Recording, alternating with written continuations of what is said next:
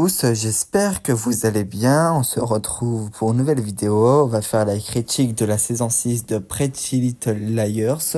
On se rapproche de plus en plus de la fin des critiques sur la série Pretty Little Liars, car il reste la saison 7 et après, il n'y aura plus de critiques sur cette série.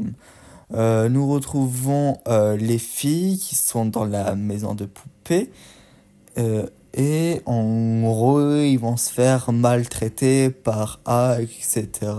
Il va se passer quelque chose et en gros, ça va durer 2 épisodes. Ils vont réussir à sortir. En gros, dans le temps, ils ont duré, je crois, 1 ou 2 mois. Ils sont dans la maison de poupée, sauf que nous, on n'a que 2 épisodes. Et en gros, la police et tout vont réussir à retrouver la trace des filles et vont libérer les filles, etc. C'est-à-dire Anna, Spencer, Emily, Arya. De plus, Mona qui n'était pas morte et qui avait fait un plan pour en fait faire croire à une mort, etc. Et bon, plus une autre fille qui s'appelle Sarah Harvey, qui elle, d'après les trucs, serait prisonnière depuis plus de 2 ans. Ils savent pas exactement, mais ça devrait faire plus de 2 ans. Voilà, ils vont essayer de retrouver qui peut être A. Et lors de la maison de poupée, un nom a été écrit et Spencer va réussir à le décoder et ça va être le prénom de Charles. Et ils vont faire le lien avec les De Laurentiis parce que en gros, Spencer va découvrir une vidéo où nous avons Charles avec Allison, Jessica De Laurentiis et Jason. Et du coup, on comprend que Charles a un espèce de lien avec la famille De Laurentiis. On ne sait pas quoi exactement, mais voilà. Voilà, nous avons les filles, voilà, ils reviennent à Rosewood, quand même trauma après qu'est-ce qui s'est passé. Voilà, bon, bref, ils vont toujours être menacés par Charles et vont faire leur propre enquête pour essayer de découvrir. Au final, on va découvrir en milieu de saison que Charles De Laurentiis est Sissy Drake et qu'en gros, voilà, quand elle était petite, quand il était petit, parce que Sissy Drake de base est un garçon, en gros, elle a été internée à Ridley, à l'hôpital psychiatrique, et parce que en gros, Charles, les parents pensaient qu'ils allaient tuer Allison, bébé, voilà. Et ils ont décidé de mettre Charles à Ridley. Voilà. Et tout le monde pensait que Charles Sissy Drake était folle et Charles aimait bien se déguiser en fille. En fait, il se sentait plus fille que garçon. Voilà.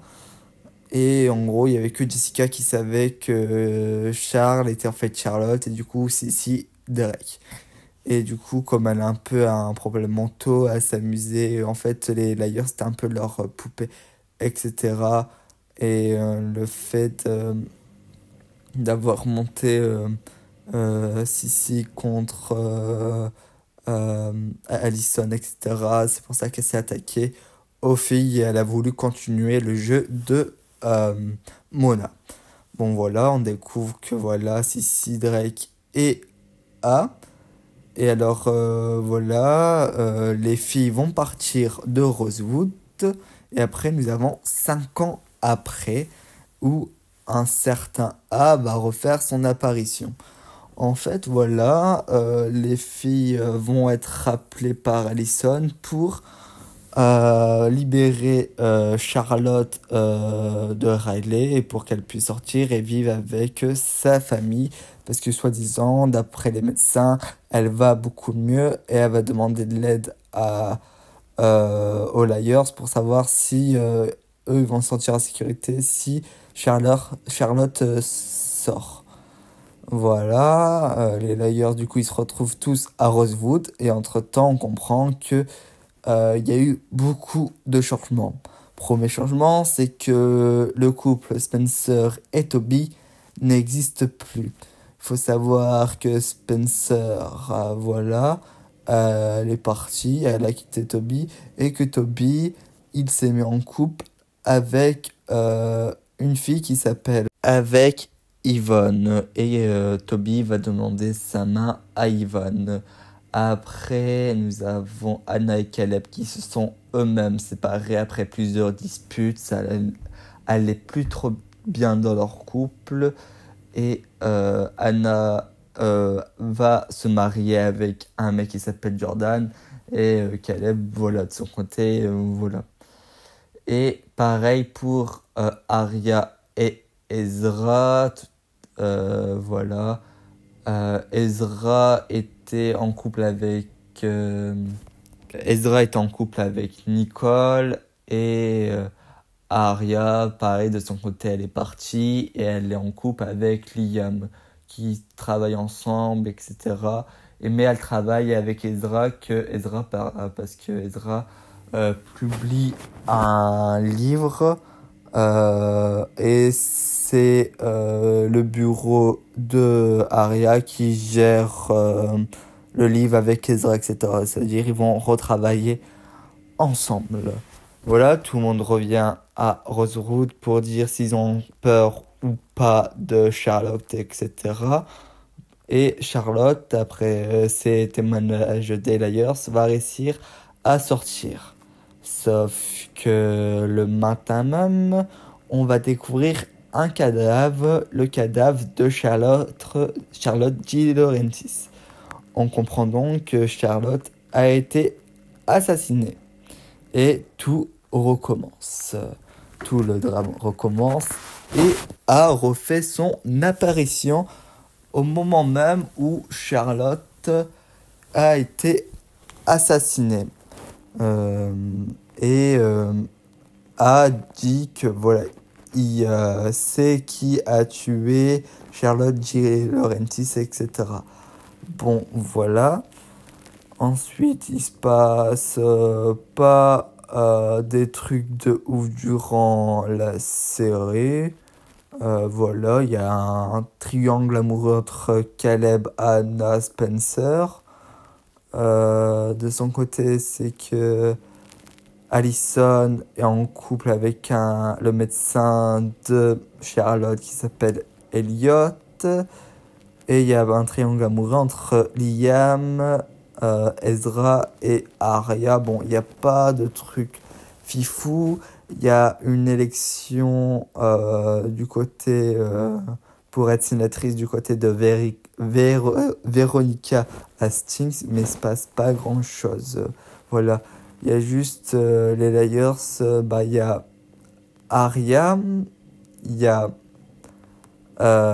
Allison qui vont avoir un accident et ils savent que c'est pas anodin. En gros, A décide de créer des accidents et il veut savoir qui est le tueur de Charlotte pour après s'en prendre au tueur de Charlotte. Au final, ils vont faire tout un plan et Anna va se proposer pour être la tueuse de Charlotte. Elle a géré le truc, etc. Avec Caleb et tout, voilà. Ils vont mettre un truc en place pour piéger A. Et au final, ça va pas se passer comme prévu. Le piège va pas fonctionner et A va réussir à capturer Anna. Voilà.